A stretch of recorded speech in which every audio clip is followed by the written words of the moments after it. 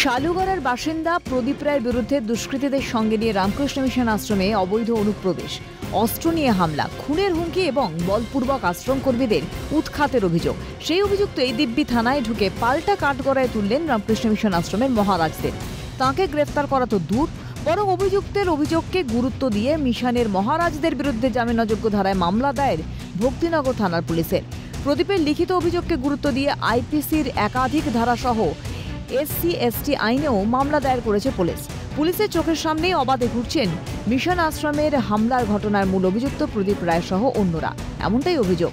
তার সাঙ্গপাঙ্গরা দাবি করছে পুলিশ প্রশাসন তাদের হাতের মুঠোয়। তাই কি অবৈধ অনুপ্রবেশ, অস্ত্র নিয়ে হামলা, হুমকির ঘটনায় চোখ বুজে রয়েছে পুলিশ? বিরোধীদের অভিযোগ, জমি মাফিয়াদের নজরে রামকৃষ্ণ মিশন আশ্রমের 1.59 একরের জমি। আশ্রম কর্মীদের উৎখাত করে জমি দখল নিতে কি কোথাও পুলিশ প্রশাসনের সাহায্য পাচ্ছেন অভিযুক্তরা? উঠছে প্রশ্ন, যারা অস্ত্র নিয়ে হামলা চালালো, হুমকি দিল, তাঁদের বিরুদ্ধে জামিনযোগ্য ধারা, আর মহারাজদের বিরুদ্ধে জামিন অযোগ্য ধারা। বিস্ময়ের সুরে প্রশ্ন প্রাক্তন পুলিশ কর্তা অরিন্দম আচার্যের।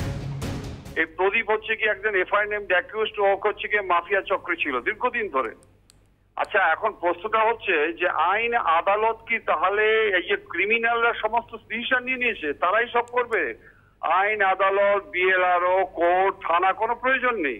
রামকৃষ্ণ মিশনের যে ঘটনাটা আমরা দেখতে পাচ্ছি যে এরা জোর জবরদস্তি করা, ভাঙচুর করা, নানা রকম, ওই মহারাজের স্টেটমেন্টটাও দেখলাম যে কিভাবে আর্মস অ্যামুনিশন নিয়ে অ্যাটাক করেছে।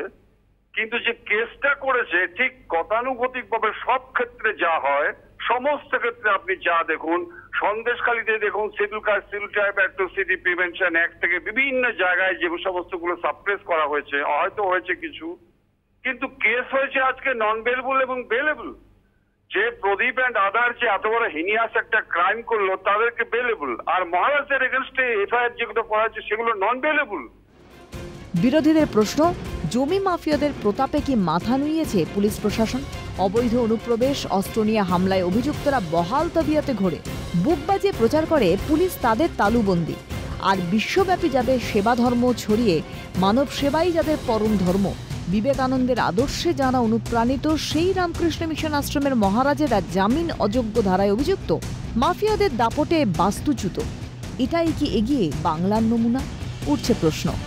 পিকাই ঘোষের রিপোর্ট, ক্যালকাটা নিউজ।